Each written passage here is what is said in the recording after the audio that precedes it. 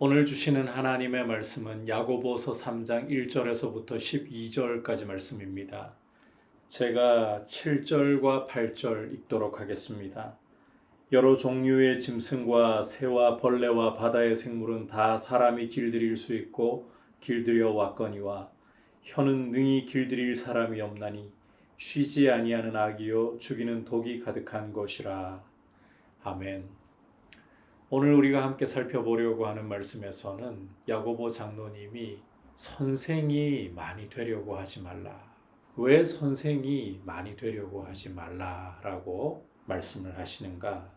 그 이유를 2절에서 우리가 다 말에 실수가 많기 때문이다. 이 선생이라는 자리는 사람을 말로서 가르치는 자리입니다. 물론 행실로 보여주어야 하는 것도 당연한 일이지만 말이 많은 자리입니다. 그런데 사람의 말이라는 것은 실수가 많다는 거예요. 만약 말에 실수가 없는 자다. 그렇다면 온전한 사람이라.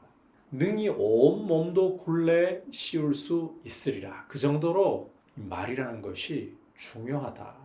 이 말의 중요성, 이 말을 내는 혀의 중요성에 대해서 계속해서 다루고 있는데 3절부터 예를 들고 있어요. 말들을 제어하기 위해서 입에 재갈을 물린다. 입에 재갈을 하나 물림으로써 덩치 큰 말을 다 제어할 수 있잖아요. 게다가 크고 광풍에 밀려가는 배도 작은 키 하나로 제어한다. 이처럼 혀라는 것도 작은 지체에 불과하지만 새치혀에 지나지 않지만 큰 것을 자랑한다는 거예요. 작은 불이지만 많은 나무를 태우듯이 이 혀도 작은 지체에 불과하지만 몸에서 작은 지체에 불과하지만 큰 것을 자랑한다. 자, 그러면서 이제 혀라는 것이 구체적으로 어떤 것인가? 6절을 보시면 혀는 곧 불이요 불의의 세계라. 혀는 우리 지체 중에서 온 몸을 더럽히고 삶의 수레바퀴를 불사른다. 그 사르는 것이 지옥불에서 난다. 이 혀라는 게 참 무섭다는 거예요. 죄 가운데 있는 우리 인생의 혀라는 것은 불과 같다. 불의의 세계다. 참 무서운 것이다. 이 혀 하나 때문에 온 몸이 다 더러워지고 삶의 수레바퀴가 불타버릴 수 있다. 7절과 8절 읽었던 말씀이죠.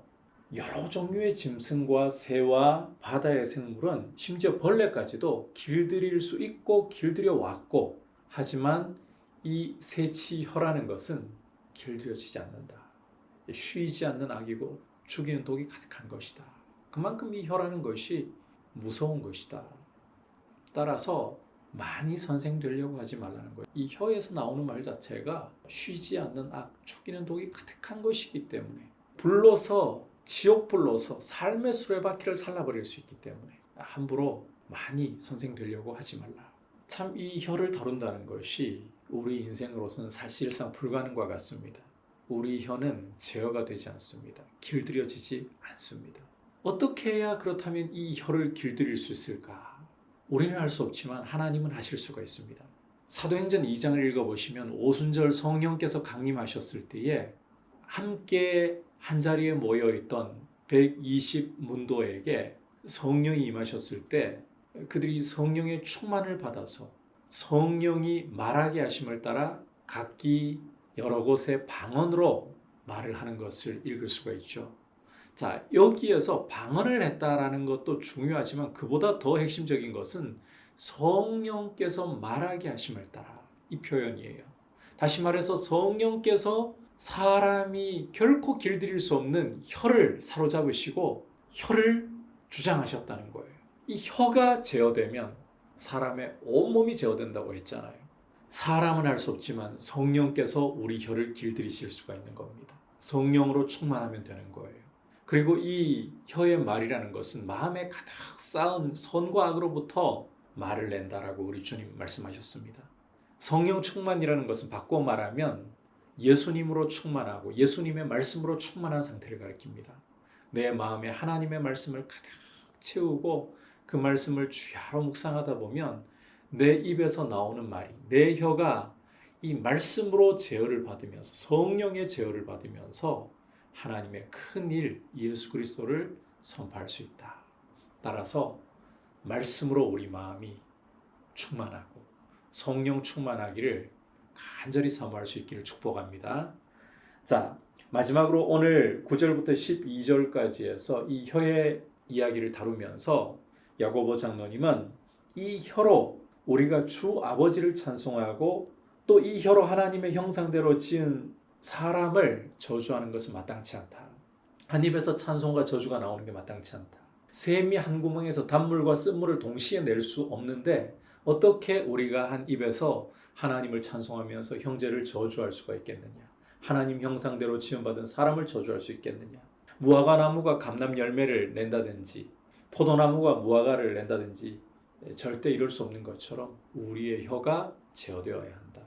그래서 우리의 입의 말이 예수 그리스도를 주인으로 모신 사람들답게 그리스도께 통제되어야 한다. 앞서 말씀드린 것처럼 주님의 말씀이 우리 안에 가득 쌓여서 우리가 입으로 말할 때마다 주님의 말씀을 하고 성령께서 우리를 다스리시고 혀를 제어하셔서 성령 충만한 인격으로 그리스도를 높이는 인격으로 우리의 말에서부터 이러한 아름다운 모습이 드러날 수 있기를 축복합니다.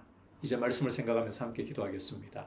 하나님 아버지, 우리의 마음을 주님의 말씀으로 가득 채워주셔서 성령으로 충만케 하셔서 우리 입술의 혀가 성령님께 제어를 받고 하나님의 말씀을 할 수 있도록 은혜 주시고 하나님을 찬송하면서 형제를 저주하는 이런 모순된 모습으로 흘러가지 않도록 인도하여 주옵소서. 예수님의 이름으로 기도드립니다. 아멘.